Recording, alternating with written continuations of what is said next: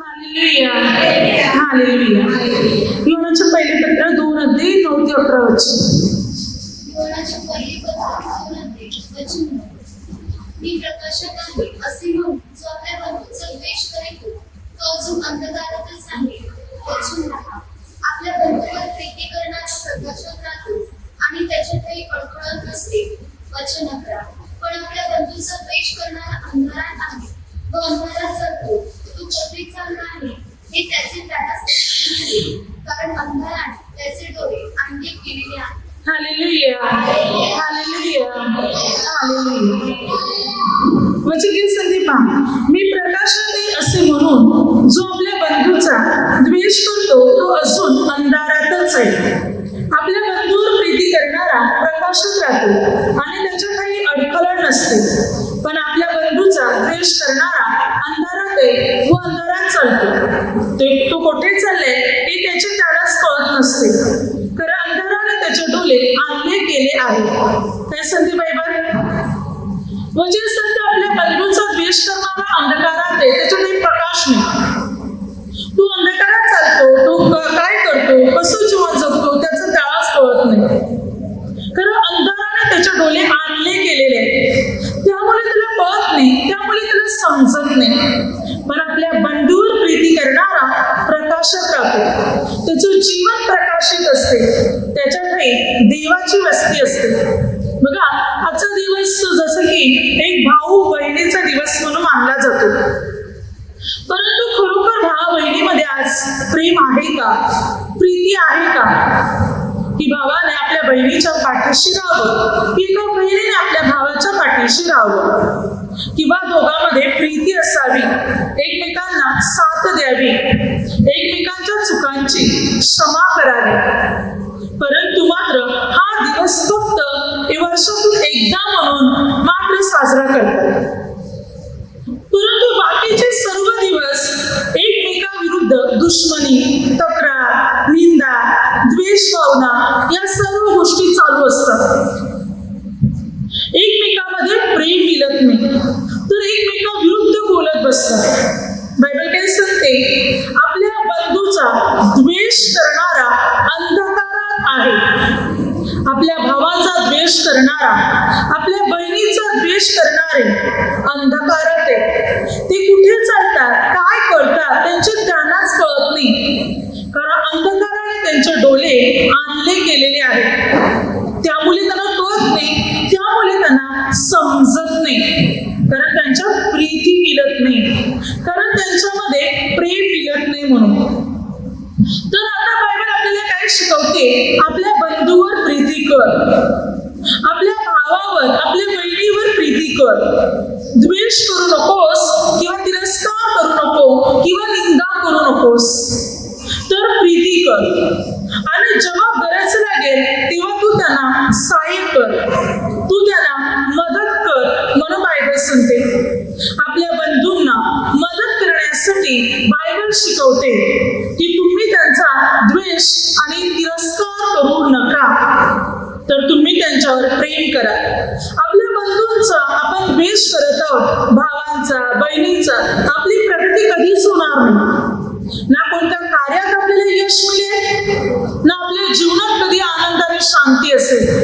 कारण आपण आपल्या भावा बहिणींचा द्वेष करत आहोत, तिरस्कार करत आहोत, निंदा करत आहोत. 5चा दिवस आपला भारत देश म्हणून हा दिवस साजरा करतो, भावा बहिणींचा एक दिवस म्हणून. परंतु आज माणसामध्ये, भाव बहिणीमध्ये किंवा भावामध्ये, बहिणी बहिणीमध्ये प्रीती मिळत नाही, तर द्वेष आणि तिरस्कार आहे. निंदा भरलेले पण प्रेम मिळत नाही. प्रभू म्हणतो द्वेष करणारा अंधकारात चालतो, प्रेम करणारा प्रकाशात चालतो.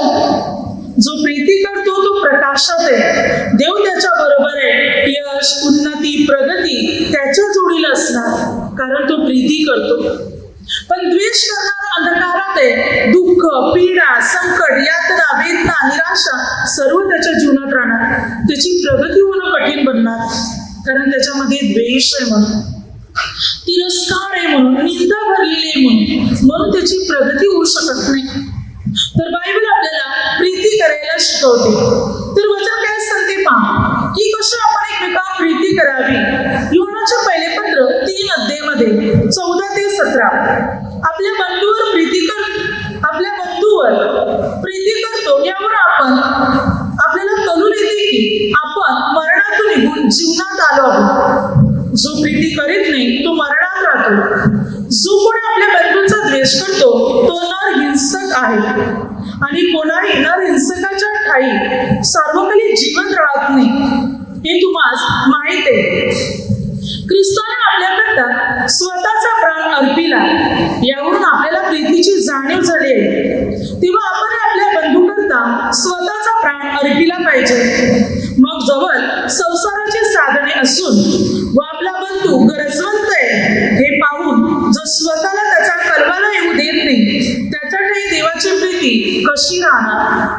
काय सांगते वचन सांगते की आपण बंधूवर जर प्रीती करत असलो तर आपण मरणातून जीवनात प्रवेश केलेला आहे, मरणातून पार गेलेले नरकातून स्वतःला वाचवलेले आहे. आपण जो आपल्या बंधूवर प्रेम करतो तो जीवनात आहे, मरणात नाही. पण जो आपल्या बंधूचा द्वेष करतो तो ना हिंसक आहे, खून करणार आहे. आपल्या बंधूचा द्वेष, आपल्या भावाचा तिरस्कार करणारा, खून करणारा माणूस आहे.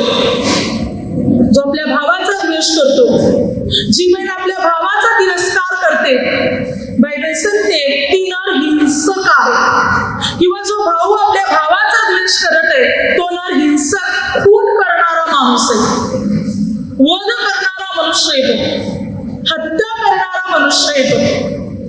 आणि अशा ठाई जीवन राहत नाही तर मृत्यू राहतो. बायबल काय सांगते ख्रिस्ताने आपल्या सर्वांवर प्रेम केलं आणि आपल्या सर्वांसाठी स्वतःचा प्राण दिला. तर आपण आपल्या बंधूवर प्रेम केलं पाहिजे. म्हणजे आपण आपला प्राण सुद्धा आपल्या बंधूसाठी देण्यासाठी तयार झाले पाहिजे. त्यासाठी माघार घेता कामा नये. प्राण तर सोडू द्या, हल्ली 500 रुपये पण देणार नाही. आपला बंधू गरीब आहे, गरजवंत आहे म्हणून त्याला मदत पण करणार नाही, उलट त्याचा तिरस्कार करत आहे, त्याचा द्वेष केला जात आहे. पण प्रभू म्हणतो की मात्र प्रभू येशूने आपल्यासाठी जसं बलिदान दिलेले आहे तसं आपण आपल्या बंधूसाठी बलिदान दिलं पाहिजे.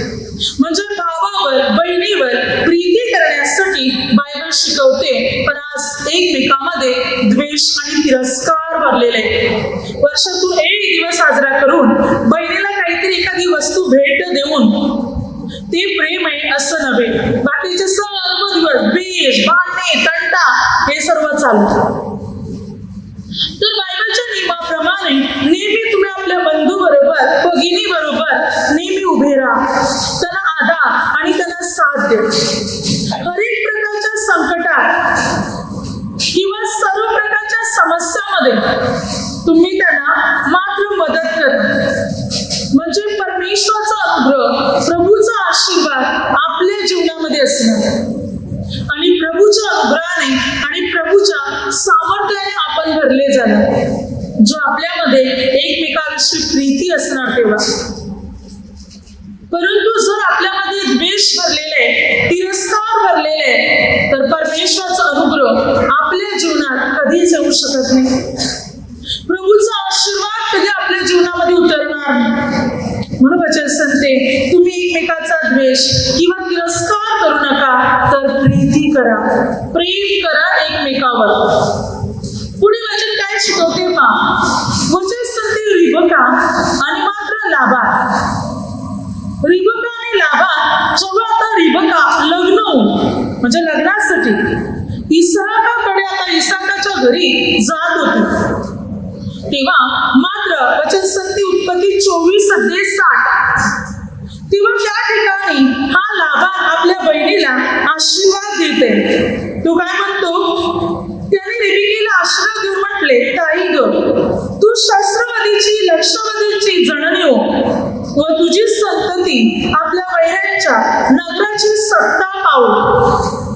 हा भाऊ आपल्या बहिणीला आशीर्वाद देते की तुझी संतती वाढो. आणि पुढे जाऊन रिबकीला परमेश्वराचा अनुग्रह मिळाला. खरोखर तिची संतती वाढली गेली. तिला 2 मुलं एसाव आणि याकोब.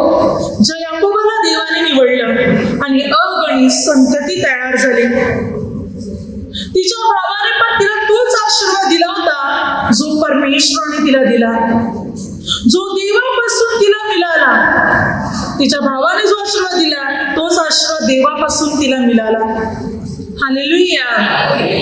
म्हणजे आपण आपल्या भावा बहिणींना जो आशीर्वाद देतो तो देवापासून मिळतो. देव पण तोच आशीर्वाद देणार. देवाकडूनही त्यांना आशीर्वाद मिळणार. म्हणून शाप देऊ नका. या रिबकीला तिचा भाऊ लाबान आशीर्वाद देते. पुढे हा आशीर्वाद देवानेही मात्र मिसा, रिबका, पुढे याकोब वंशजांना, पुढच्या इस्रायल लोकांना देवाने हाच आशीर्वाद दिला आणि त्यांची संतती अगणित असंख्य अशी मात्र बनली गेली. बघा, योसेफाच्या बाबतीत आपण पाहतो उत्पत्ती 37 अध्याय. योसेफाच्या भावानेच योसेफाला विकून टाकलं. इस्माईल लोकांनी योसेफाला मिस्र देशाचा राजा फारोचा जो एक अंमलदार होता त्याला विकून टाकलं. योसेफाला मात्र पोटिफराला विकून टाकलं. पुढे जाऊन योसेफावर खोटा आरोप टाकला. योसेफाला तुरुंगात टाकले. मग योसेफ मात्र ज्या फारो राजाला स्वप्न पडले त्या योसेफाने अर्थ सांगितला आणि पुढे जाऊन योसेफ मिस्र देशाचा अधिकारी बनला, प्रधानमंत्री बनला. योसेफ अगदी संपूर्ण मिस्र देशाचा. त्यावेळी संपूर्ण जगात दुष्काळ पडला होता. देशोदेशीचे लोक योसेफाकडे धान्य विकत मागण्यासाठी येत होते आणि योसेफ आपली भांडागारे कोठारे उघडून मात्र त्यांना धान्य विकत होता.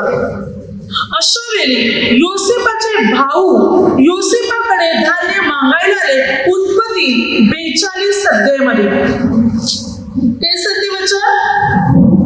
योसेफाचे भाऊ योसेफाकडे धान्य मागायला विकत घ्यायला आले. तेव्हा योसेफाने त्यांच्याशी कडक वर्तन केलं. का? खरोखर माझे भाऊ बदलल्यात का? त्यांनी मला विकून टाकलं होतं, अद्याप त्याच द्वेषामध्ये ते आहेत का? त्यांच्यात बदल झालाय का याची परीक्षा केली योसेफाने. पहिला कडक वागू. खरोखर बदलल्यात का? याची सुधारणा झालेली आहे का याची पहिला परीक्षा केली योसेफाने. ताबडतोब त्यांना ओळख करून दिली. ताबडतोब त्यांच्याशी प्रेमाने वागला योसेफ. पहिला कडक वागला की पहिला बदलल्या सुधारल्या की पहिला त्याला पाहायचं होतं. ताबडतोब तो प्रेमाने वागला नाही त्यांच्याशी. परीक्षा घेतली पहिला. आणि या परीक्षेमध्ये मात्र योसेफाने त्याला म्हटलं की मात्र तुमचा जो लहान भाऊ आहे, कारण लोकांनी म्हटलं आमचा एक भाऊ आहे बन्यामीन, तो घरी आहे, एक नाहीसा झाला म्हणजे योसेफ. त्या योसेफाच्या भावाने योसेफाला ओळखलं नव्हतं पण योसेफाने आपल्या भावाला ओळखले होते. तेव्हा योसेफ म्हणतो तुमच्या लहान भावाला घेऊन या आणि सिमोनाला मी इकडे बांधून ठेवतो आणि मात्र बन्यामीनला घेऊन आले की तेव्हाच मी या भावाला मोकळे करेन. तुम्ही खरे बोलतात की तेव्हा मला कळेल. मग आता दुसऱ्या वेळेस त्यांना यायचं होतं. त्यांचा बाप त्यांना पाठवायला म्हणजे बन्यामीनला पाठवायला तयार नव्हता. पण आता अन्न नव्हतं, धान्य नव्हतं म्हणून बापाने म्हटले जा बन्यामीनला घेऊन. दुसऱ्या वेळेला आल्यानंतर जेव्हा योसेफाने आपल्या भावाला पाहिलं तेव्हा त्याची आतडी आपल्या भावासाठी तुटू लागली.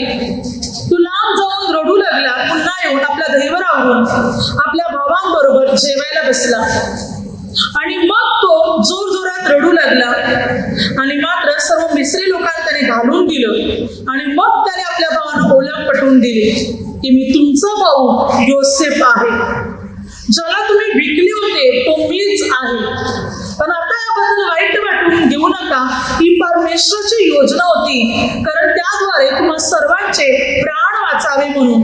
या दुष्काळामध्ये मात्र आपल्या सर्वांचे प्राण वाचावे म्हणून परमेश्वराने योजना बनवली. आणि अशा प्रकारे मात्र योसेफाने आपल्या भावांना ओळख दिली. आपल्या बापाच्या घराण्याला बोलवलं आणि योसेफ आपल्या बापाच्या घराण्याला, आपल्या भावांना, आपल्या भावांच्या कुटुंबांना योसेफ सांभाळू लागला, त्यांची काळजी घेऊ लागला. पुढे योसेफाचा बाप याकोब मरण पावला.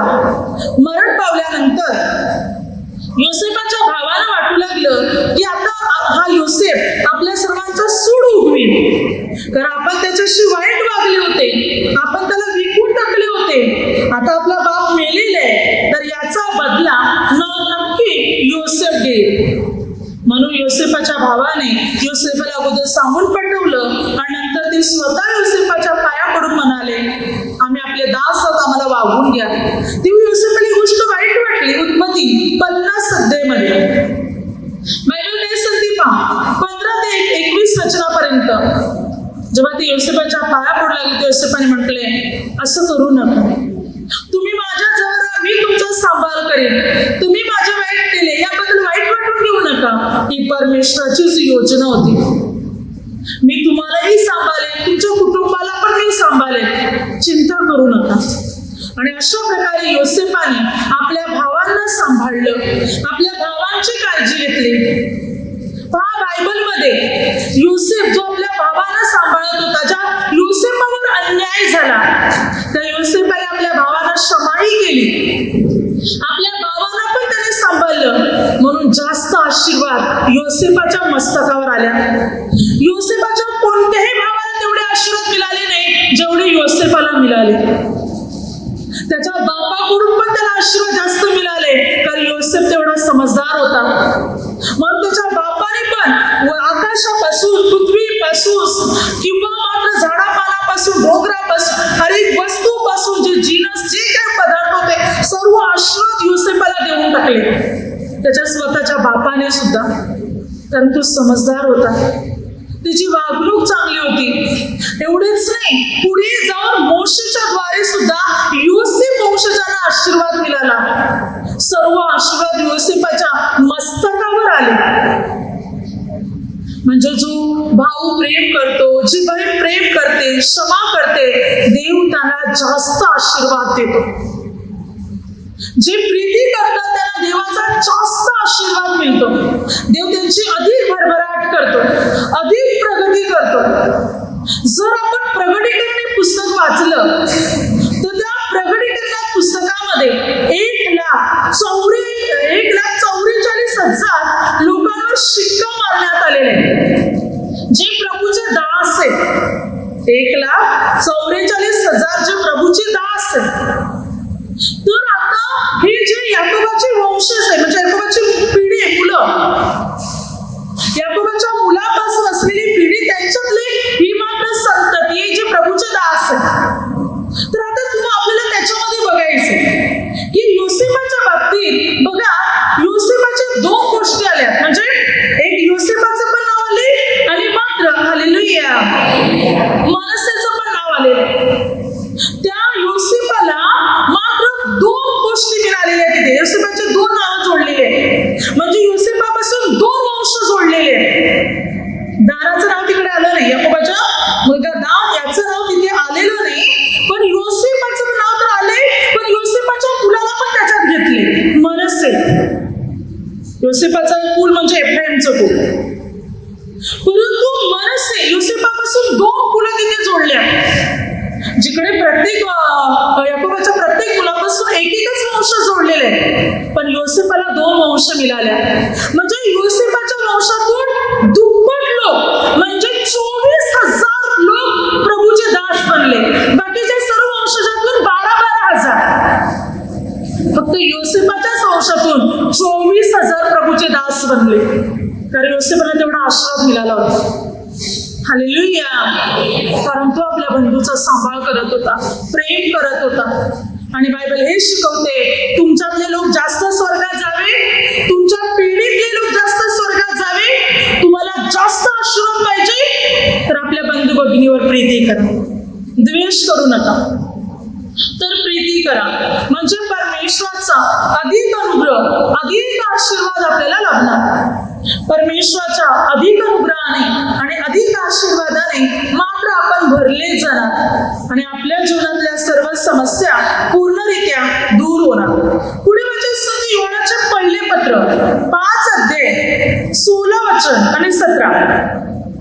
ज्याचा परिणाम मरण नाही असे पाप करीताना आपल्या बंधूला कोणी पाहिले तर त्याने त्याच्याकरता देवाजवळ मागावे, म्हणजे तो त्याला जीवन देईल. अर्थात ज्याचा परिणाम मरण नाही असे पाप करण्यास ते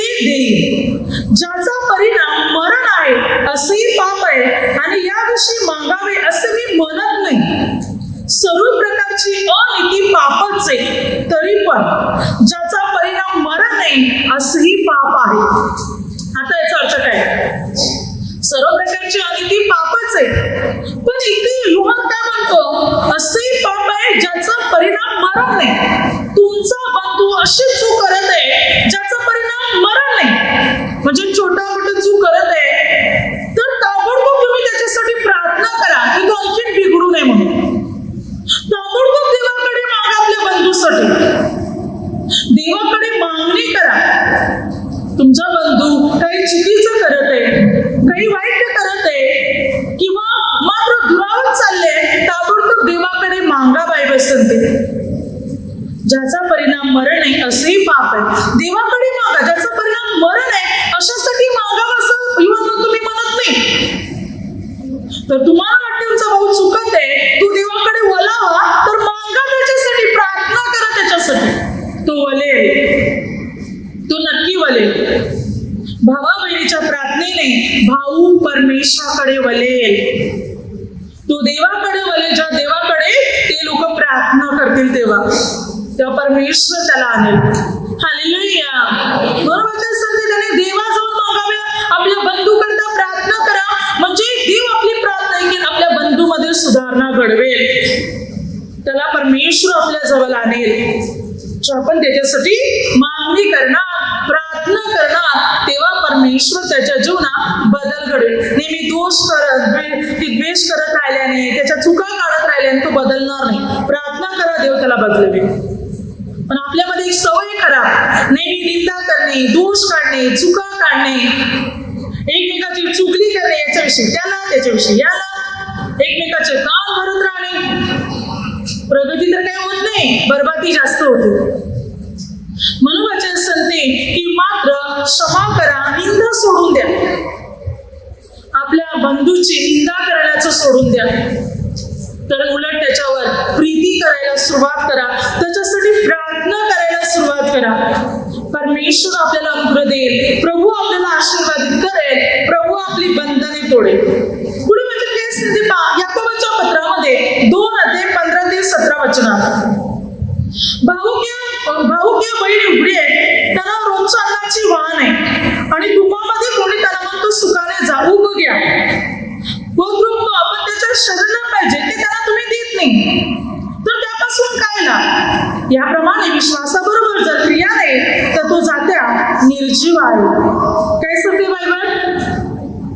वचन सांगते तुमचे भाऊ किंवा बहीण गरजवंत तुमच्याकडे मदतीसाठी आलेले आहे, त्यांना मदत हवी आहे, आणि तुम्ही सांगा जा सुखाने जा, खा प्या, मजेत राहा, मग तुम्ही मदतच करत नाही, तर ते सुखाने कसे राहतील?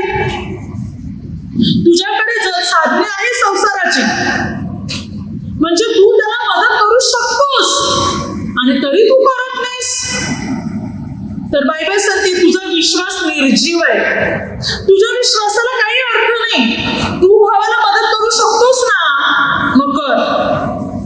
बायबल सांगते आपला भाऊ किंवा बहीण गरजवंत आहे, जर तू मदत करू शकतो तर कर. बायबल सांगते तुझ्याकडे आहे, तू देऊ शकतोस, आणि करत नाही तर तुझा विश्वास निर्जीव आहे, तुझ्या विश्वासाला काही अर्थ नाही, काही किंमत नाही. जर तू आपल्या भावाला बहिणीला मदत करू शकत नाही, तुझा विश्वास निर्जीव आहे. बायबल सांगते.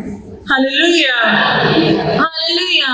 अनेक कुटुंबामध्ये आपण पाहतो, अनेक वेळा घरामध्ये 2-3 मुलं आहेत, त्यांची लग्न झाल्यानंतर, बायका आल्यानंतर, मग भावाला पाहायचं नाही, बहिणीकडे पाहायचं नाही, लक्ष द्यायचं नाही, त्याला मदत करायची नाही बायका आल्यानंतर. किंवा काही मुली लग्न करून गेल्यानंतर सुद्धा, लग्न करून नवऱ्याच्या घरी गेलेली आहे, तिकडे आहे त्यांच्याकडे भरपूर, पण तरी भावाला इकडे सुखी राहू द्यायचं नाही, तरी भावाला त्रास देत राहणार. म्हणजे माहेरचं पण पाहिजे, सासरचं पण पाहिजे. अशा वागणारे अनेक लोक आहेत, आणि त्यामुळे प्रगती होणं फार कठीण बनली जाते. वचन सांगते तुम्ही उलट सहाय्य करा आणि मदत करा, प्रेम करा. हे सर्व बायबल आपल्याला शिकवते. आणि अशा प्रकारे आपण प्रीतीने राहणार तर परमेश्वर आपल्याला अनुग्रह देणार. प्रेम केल्याने आशीर्वाद मिळतो. पहा वचन काय सांगते स्तोत्रसंहिता 50 अध्यायामध्ये 20 ते 21 वचनात, तू आपल्या भावाविरुद्ध बोलत बसतोस, तू आपल्या सख्या भावाची चहाड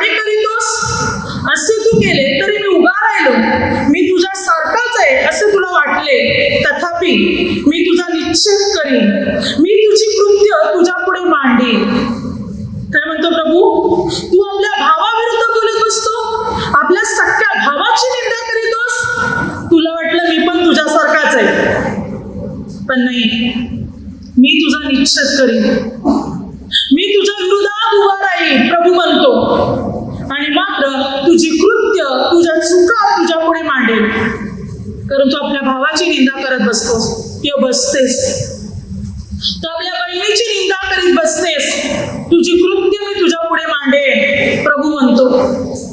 तुला काय वाटते? तू निंदा करीतेस म्हणून मी गप्प राहून ऐकेन? मुलीच नाही, त्याबद्दल मी तुझा निश्चय करीन, तुझा द्वेष करीन मी, कारण तू स्वतःच्या भाव बहिणीचा द्वेष करत आहे म्हणून.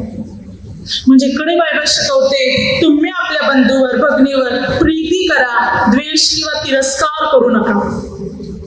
जर आपण परमेश्वराचे नियम पाळत आहोत तर परमेश्वर आपल्याला अनुग्रह देणार, प्रभू आपल्याला आशीर्वादित करणार, प्रभू आपली उन्नती आणि आपली प्रगती मात्र करणार. देवाकडून अधिक आशीर्वाद पाहिजे, आपल्याला अधिक अनुग्रह पाहिजे, तर बायबल सांगते प्रथम प्रीती करा एकमेकावर. जो आपल्या बंधूचा द्वेष करतो तो अंधकारात आहे, तो कुठे जातो, काय करतो त्याचं त्यालाच कळत नाही, त्याचं त्यालाच समजत नाही. एक दिवस एक गुरुने आपल्या शिष्याला विचारले, सकाळ होणे म्हणजे काय? तेव्हा एका शिष्याने उत्तर दिलं, गुरुजी, सकाळ होणं म्हणजे सूर्य उगवणं. दुसरा म्हणतो, नाही गुरुजी, सकाळ होणं म्हणजे रात्र जाणे आणि उजडे. असे प्रत्येक शिष्य वेगवेगळे उत्तर देत होते. तेव्हा एकाने शिष्याने उत्तर दिले, गुरुजी, सकाळ होणे म्हणजे आपल्या भावाबरोबर समेट करणे. त्या गुरुने म्हटलं, बरोबर उत्तर दिलंस. सकाळ होणे म्हणजे आपल्या भावाबरोबर समेट करणे. ज्याने समेट केलेली आहे त्याची सकाळ झालेली आहे, ज्याने समेट केलेला नाही तो अंधकारातच आहे, त्याचा सूर्य उगवला नाही तो अद्याप रात्रीमध्येच आहे. Hallelujah, hallelujah. खरोखर समेट घडवणं, प्रेम करणं महत्वाचं. एक भावा बहिणी प्रीती करा, एकमेकांच्या पाठीशी उभी राहा, एकमेकांना साथ द्या. गरजवंत आहे तर त्यांना आधार द्या, त्यांना मदत करण्याचा प्रयत्न करा, पण एकमेकांमध्ये तुटी मात्र ठेवू नका. फूट पाडू नका एकमेकांमध्ये, ना तूट नसावी ना फूट नसावी, तर प्रीती असावी आपल्यामध्ये. तरच परमेश्वराचा अनुग्रह, परमेश्वराची कृपा, परमेश्वराचं सामर्थ्य मात्र आपल्या जीवनामध्ये असणार. आणि परमेश्वराच्या अनुग्रहाने, प्रभूच्या कृपेने आणि प्रभूच्या सामर्थ्याने आपण भरले जाणार. प्रभू येशूने तर म्हटलं मत्ती 18 अध्यायामध्ये, ज्या प्रभूला म्हणते शिष्य की माझ्या भावाने, मित्र म्हणते की माझ्या भावाने माझा अपराध केला असताना मी त्याला किती वेळा क्षमा करावी? मत्ती 18:21 पासून 7 वेळा का तो म्हणतो? प्रभू म्हणतो 7च्या 70 वेळा, सतत वेळा तू क्षमा कर, तू प्रीती कर. म्हणजे परमेश्वर आपल्याला अनुग्रह देईल, प्रभू आपल्याला आशीर्वादित करेल, प्रभू आपली उन्नती आणि प्रभू आपली प्रगती करेल. देवाकडून विपुल अनुग्रह मिळाले. योसेफाला काय जास्त आशीर्वाद मिळाला? त्याचे 2 वंश का मात्र प्रभूच्या दासामध्ये गणले गेले, कारण त्याच्यात प्रेम होतं, क्षमा होती, म्हणून देवाकडून त्याला जास्तीत जास्त आशीर्वाद मिळाला. आज आपल्याही जीवनामध्ये तेच असावं. मग प्रभू आपल्याला अनुग्रह देईल, प्रभू आपल्याला आशीर्वादित करेल, प्रभू आपल्या जीवनामध्ये चमत्कार मात्र घडवेल, आपली सारी बंधने प्रभू तोडून टाकेल, सर्व समस्यातून प्रभू आपल्याला मुक्त करेल. परमेश्वराचा विपुल अनुग्रह आपल्या जीवनात येईल. Hallelujah, hallelujah, hallelujah. आता माझ्या शब्दाद्वारे जे काही चुकलं असेल त्याबद्दल मला क्षमा असावी. Hallelujah, hallelujah, hallelujah.